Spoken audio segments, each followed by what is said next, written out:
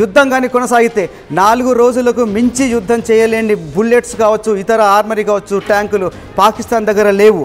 అందుకనే యుద్ధం కొనసాగితే భారత్ తమ మీద విజయం సాధిస్తుంది. ఈసారి వాళ్ళకున్న భయం ఒకే ఒకటి, గతంలో మన కరాచీ వరకు మన ఆర్మీ వెళ్ళినా కూడా తిరిగి అంతర్జాతీయ ఒప్పందాలకు లోబడి మన ఆర్మీ వెనక్కి వచ్చింది. కానీ ఈసారి మాత్రం ఆర్మీ ముందుకెళ్తే మళ్ళీ వెనక్కి వచ్చే అవకాశం ఉండదు. ఈసారి బహుశా పాకిస్తాన్ ఆక్యుపైడ్ కాశ్మీర్ని భారత్ విలీనం చేసుకునే అవకాశం ఉంటుంది. భారత్ అక్కడి నుంచి మళ్ళీ కదలదు. లేదంటే పాకిస్తాన్లో కూడా కరాచీ వరకు కూడా భారత ఆర్మీ వెళ్ళే అవకాశం ఉంది. కాబట్టి ఖచ్చితంగా ఇప్పుడు పాకిస్తాన్ పునరాలోచనలో పడుతుంది. ఒక్కటొక్కటిగా తన ఎయిర్ బేస్లన్నీ ధ్వంసం అయిపోతున్నాయి. అక్కడి నుంచి వచ్చిన ప్రతి డ్రోన్ కూడా కుప్పకూలిపోతుంది. కొద్దిసేపటి క్రితమే కాశ్మీర్లోని శ్రీనగర్ మీదకి వదిలిన ఒక డ్రోన్ని భారత ఆర్మీ కుప్పకూల్చేసింది. అది సరిగ్గా వెళ్ళి కాశ్మీర్ శ్రీనగర్లో ఉన్న లడఖ్లో ఉన్న మధ్యలో ఉన్న సరస్సులో పడిపోయింది.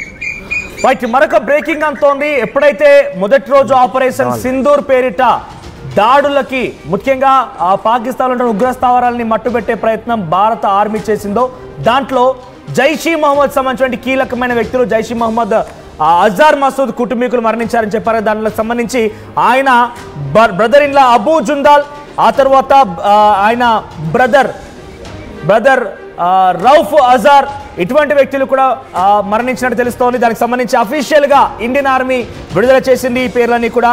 సో కిన్ హఫీజ్, అబూ జుందాల్, రౌఫ్ అజార్, ఈ కీలకమైన వ్యక్తులందరూ కూడా జైషీ మహమ్మద్ సంస్థని, ఉగ్రవాద సంస్థని పెంచి పోషించి అక్కడ ఉగ్రవాదులను తయారు చేసేటువంటి హబ్లుగా వీళ్ళే అక్కడ ఉగ్రవాదాన్ని తయారు చేసే వ్యక్తులుగా ఉన్నారు. సో ఈ పేర్లు ఏకంగా యూసఫ్ కూడా. సో మొత్తం 5 పేర్లు విడుదల చేసింది భారత ఆర్మీ. అబూ జుందాల్, యూసఫ్, తర్వాత రౌఫ్ అజార్, సో ఇంకా సుమారుగా మరికొంతమంది కూడా ఉన్నారు. ఇటువంటి పేరుని భారత విడుదల చేసింది. ఏకంగా జైషీ మహమ్మద్ సంబంధించిన ఉగ్రవాద సంస్థ వీళ్ళ చేతిలో, వీళ్ళ ఆధ్వర్యంలోనే నడపబడుతోంది. వీళ్ళే దానికి కీలక పాత్రధారులుగా, సూత్రధారులుగా ఉన్నారు. సో ప్రస్తుతం ఆ కీలకమైనటువంటి వ్యక్తులు నేల కొట్టుకుపోయారు, భారత్ దెబ్బకి మట్టి కొట్టుకుపోయారు, పాతాళలోకానికి వెళ్ళిపోయారు. సో ఇంకా ఈ దాంట్లో కొనసాగే అవకాశం ఉంది. సో సార్, ఆపరేషన్ సింధూర్ ఇంకా కొనసాగుతుంది. ఇప్పటివరకు ఒక బిగ్గెస్ట్ టెర్రర్ని మనం చూసింది 7వ తేదీన రాత్రి జరిగింది. ఇప్పటివరకు తర్వాత నుంచి కొన్ని ఎయిర్ బేస్ లాంటివి మనం నీలమట్టం చేస్తున్నప్పటికీ మీరు అంటున్నట్టుగా 13 ఎయిర్ బేస్లో ఆల్రెడీ 9 నీలమట్టం చేసాం. ఇక లీస్ట్ ఆప్షన్ వాళ్ళ దగ్గర 4. అయినా కూడా మేము అణుబాంబు లాంటివి ప్రయోగిస్తామని కానీ ఇంకా మాట్లాడుతోంది. ఇందాక ఇంట్రెస్టింగ్ విజువల్స్ ఒకటి, చైనా నుంచి ప్రయోగించినటువంటి ఆ మిసైల్ పాకిస్తాన్ ప్రయోగిస్తే అది ఏకంగా పాకిస్తాన్ వ్యవసాయ క్షేత్రంలో పడిపోయింది. ఇంత ఆర్మ్లెస్గా, ఇంత వెపన్లెస్గా ఉన్న పాకిస్తాన్ ఇంకా ఏ ధైర్యం, అంటే చైనా ప్రోత్సహిస్తుంది అనుకోవాలా? టర్కీ లాంటి వాళ్ళు ఇంకా అణ్వాయుధాలు సమకూర్చే అవకాశం ఉందా పాకిస్తాన్కి? నిజానికి పాకిస్తాన్కి అటు టర్కీ నుంచి కానీ ముఖ్యంగా చైనా విషయం చెప్పుకోవాలి మనోజ్. చైనా తన దగ్గర పనికిరానివి, తన దగ్గర అవుట్డేటెడ్ అయిపోయి తను వద్దనుకున్న యుద్ధ విమానాలను కానీ మిస్సైల్స్ వ్యవస్థనే పాకిస్తాన్కి అంటగట్టింది. ఈ విషయం చాలా స్పష్టంగా కనిపిస్తోంది. గత 4 రోజులుగా మన పాకిస్తాన్ దగ్గర ఉన్న మిస్సైల్ రక్షణ వ్యవస్థ HQ-9P అని ఉంటుంది. మన దగ్గర అయితే ఎట్లాగే S-400 ఉందో దానికి పోటీగా వాళ్ళ దగ్గర ఉన్నది HQ-9P అని. ఇది చైనా సప్లై చేసిన మిస్సైల్ రక్షణ వ్యవస్థ. కానీ ఇది అట్టర్ ఫ్లాప్, ఇది కంప్లీట్గా ఫెయిల్ అయింది. మన దేశం నుంచి వెళ్ళిన ఏ ఒక్క మిస్సైల్ని కూడా ఈ HQ-9P అడ్డుకోలేకపోయింది. దీని మీద కూడా చాలా విమర్శలు వస్తున్నాయి. అలాగే చైనా మనకు తెలుసు, చైనా వస్తువులు అంటేనే ఒకటి పనికిరాదు, టెంపరీగా ఉంటాయి, అవి ఒక బొమ్మలు లాంటివి, మోడల్ లాంటివని. అట్లాగే చైనా ఇచ్చిన మిసైల్స్ ఏవి కూడా భారత భూభాగాన్ని తాకలేకపోతున్నాయి. ఎప్పుడో 20 ఏళ్ల క్రితం, 25 ఏళ్ల క్రితం తను తయారు చేసి తను అప్డేటెడ్ వర్షన్స్ అన్ని తన దగ్గర ఉంచుకొని పనికిరానివి, అవుట్డేట్ అయిపోయినవి, మెయింటెనెన్స్ లేక మూలన పడి ఉన్న మిసైల్స్ని కానీ మిసైల్ రక్షణ వ్యవస్థని మాత్రమే చైనా పాకిస్తాన్కి అందజేసింది. వాటిని నమ్ముకొని పాకిస్తాన్ ఇప్పుడు మన మీద యుద్ధానికి కాలుదువ్వి ఇప్పుడు అభాస్ పాలవుతోంది. పాకిస్తాన్ ఇప్పుడు దెబ్బతింటుంది కూడా చైనాను నమ్ముకొనే. చైనా ఇచ్చిన పనికి మాలిన తుప్పు పట్టిన ఆయుధాలు, ఏమాత్రం మెయింటెనెన్స్ లేక ఏమాత్రం పనికిరాని ఆయుధాలని తీసుకొని పాకిస్తాన్ ఇప్పుడు మన మీద యుద్ధానికి కాల్దూతోంది. కానీ నెమ్మదిగా తనకు తెలిసి వస్తుంది, నెమ్మదిగా తనకు ఈ పనికిరావని తెలిసి వస్తుంది. పాకిస్తాన్ తనకు డబ్బులు లేక చాలా ఆయుధాలని గతంలో ఒక 3 నెలల క్రితం ఉక్రెయిన్కి అమ్మేసుకుంది. ఉక్రెయిన్ ఇప్పుడు తన దగ్గర ఇట్లాంటి ఆయుధాలు కూడా కనీసం బుల్లెట్స్ కూడా లేని పరిస్థితుల్లో 2 రోజులకు మించి బుల్లెట్స్ కూడా రాని పరిస్థితిలో పాకిస్తాన్ ఉంది. అయినా కూడా అక్కడి నాయకులు ఇంతకుముందే చెప్పుకున్నాం, అక్కడ రక్షణ శాఖ మంత్రి కావచ్చు, అక్కడ రైల్వే శాఖ మంత్రి, వాళ్ళందరూ ఒక జోకర్లుగా మారిపోయారు. అక్కడి ప్రజలే వాళ్ళని చూసి నవ్వుకుంటున్నారు. బట్ మరొక బ్రేకింగ్ అంతోంది. అఫీషియల్ గా ఇండియన్ ఆర్మీ విడుదల చేసిన వివరాల ప్రకారంగా జైష్ మహమ్మద్ ఏదైతే బహవల్పూర్ లో దాడి జరిగిందో సుమారుగా 600 మంది క్యాడర్ ని అక్కడ ట్రైనింగ్ చేస్తున్నారని చెప్పారు. బహవల్పూర్ సంబంధించిన దాంట్లో ఆరుగురు కీలకమైనటువంటి ఉగ్రవాదులు మొత్తం హతమైనట్టు తెలుస్తోంది. దాంట్లో ముదస్సర్ ఖైదాన్ కాస్, ముదస్సర్ అంటే ఆయన అబూ జిందాల్ గా చెప్పబడుతున్నాడు.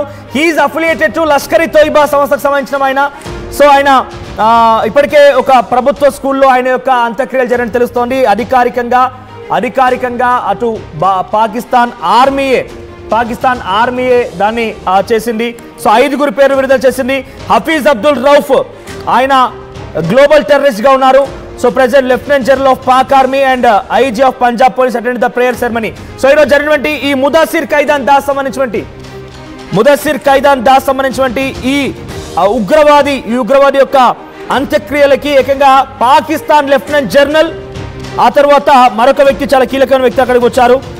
సో 5 బిగ్ టెర్రరిస్టులు మొహమ్మద్ యూసఫ్ అజార్, ముదస్సిర్ ఖైదాన్, హఫీజ్ మొహమ్మద్, జమీల్ మొహమ్మద్, ఖలీద్ మొహమ్మద్ హసాన్. సో మొత్తం మీద 5 కూడా మరణించారు. ఈ మే 7న జరిగినటువంటి ఆపరేషన్ సింధూర్ మొదటి రోజు జరిగింది చూసారా? మొదటి రోజు దెబ్బ కొడితే పాకిస్తాన్ అల్లాడిపోయింది చూసారా? మొదటి రోజున రాత్రి తెల్లవారుజామున మీరు లేచేసరికి పాకిస్తాన్ అల్లాడిపోయి రక్త కన్నీరు కార్చింది చూసారా? ఆ రోజు 5 కీలకమైనటువంటి ఉగ్రవాదులు మట్టుపెట్టింది.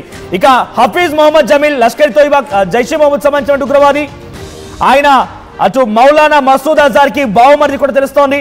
మొహమ్మద్ యూసఫ్ అజార్, తర్వాత ఖలీద్ మొహమ్మద్ హసన్ ఖాన్, వీరంతా కూడా జైష్ మహమ్మద్ లష్కర్ ఇ తోయిబాకు సంబంధించిన సంస్థలకు సంబంధించినటువంటి ఉగ్రవాదులు. గతంలో మీకు గుర్తుందా, IC-814 అనేటువంటి ఒక ఫ్లైట్ హైజాక్ అయింది. ఆ హైజాక్ దాంట్లో కీలకంగా ఉన్నటువంటి మొహమ్మద్ యూసఫ్ అజార్ కూడా మొన్న జరిగినటువంటి ఆపరేషన్ సింధూర్ మొదటి రోజు దాడిలో ఆయన హతమయ్యారు.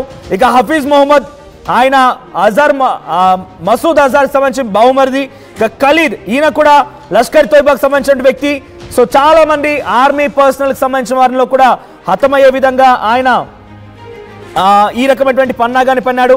సో మహమ్మద్ హసన్ ఖాన్. సో 5 కీలకమైనటువంటి ఉగ్రవాదులని అంతమొందించినట్టుగా భారత ఆర్మీ అఫీషియల్ గా అనౌన్స్ చేసింది.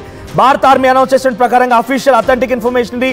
పక్కాగా అందరికంటే వేగంగా మీరు అథెంటిక్ ఇన్ఫర్మేషన్ ఎటువంటి తప్పుదో పట్టకుండా పక్కాగా భారత్ సంబంధించి ఎప్పటికప్పుడు అప్డేట్స్ తెలుసుకోవాలనుకుంటే RTV మాత్రమే మీకు అందరికంటే వేగంగా ఖచ్చితంగా అథెంటిక్ ఇన్ఫర్మేషన్ ని పాస్ చేసే ప్రయత్నం చేస్తోంది.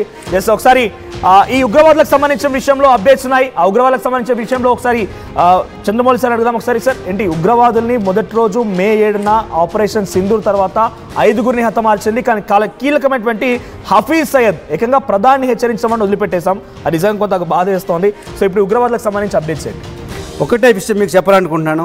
మన టార్గెట్ నిజానికి చాలా కరడుగట్టిన 5 ఉగ్రవాదులను చంపేశారు. కానీ అంతకంటే ముఖ్యమైన ఒక సంతోషకరమైన వార్త కూడా మనం త్వరలో వినబోతున్నాం.